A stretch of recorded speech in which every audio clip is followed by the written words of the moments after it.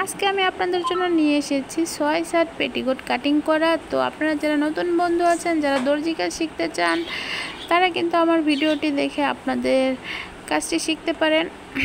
তো আমি কাপড়টিকে 4 ভাঁজে ভাঁজ করে নিয়েছি, আর ভাঁজ করা হয়ে গেলে এখন আমি কাপড়টিকে মার করে নেব। তো কাপড়টির উপরে একটু কম বেশি ছিল, এর জন্য আমি মার করে নিলাম। আর মার হয়ে গেলে আমি কোমরের মাপটি নিয়ে নেব। তো কোমরের মাপ হলো 22 ইঞ্চি, 22 দুগুণা 44 ইঞ্চি। তো আমি হাফে 4 ভাগের 1 ভাগ নিয়েছি। আর নেয়ার পরে আমি এখন পেটিকোটের লম্বার মাপটি নেব। তো লম্বার মাপ নিয়েছি 36 ইঞ্চি, সাথে 1 ইঞ্চি প্লাস। তো নেয়ার পরে এখন আমি এটিকে নিচেও মার করে দিচ্ছি। আর নিচে মার করা হয়ে গেলে আমি কিন্তু আবারও কোমরের মাপটি নেব। তো কোমরের মাপটি কিন্তু আমি প্রথমে আমার পাশ থেকে নিয়েছিলাম, এরপর আমি তার অপর পাশ থেকে নিচ্ছি। তো তোমরা কিন্তু অবশ্যই মনোযোগ সহকারে দেখবে। আর দেখো আমার মার হয়ে গেল, এখন আমি লম্বার মাপটি দিয়ে নিচ্ছি। তো লম্বার মাপটি হয়ে গেলে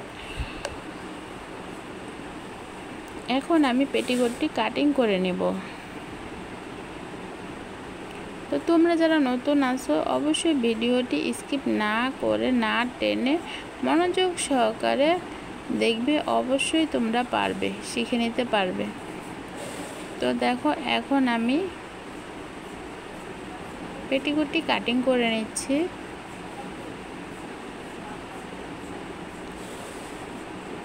তো সবার কাছে একটাই অনুরোধ থাকবে, আমার ইউটিউব চ্যানেলে তোমরা কিন্তু অবশ্যই সাবস্ক্রাইব করে রাখবে, কারণ আমি নতুন চ্যানেল খুলেছি। তো তোমাদের সবার কাছে এইটুকু রিকোয়েস্ট থাকছে।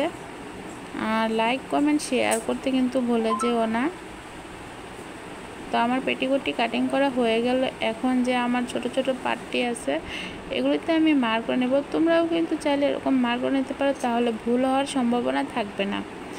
তো আমি বেলের মাপটি 2 ইঞ্চি দিব, আর 2 ইঞ্চির জন্য আমি কিন্তু 5 ইঞ্চি কাপড় নিয়ে নিয়েছি। আর 5 ইঞ্চি কাপড় নেওয়ার পরে আমি এখন বেলটি কাটিং করে দিচ্ছি।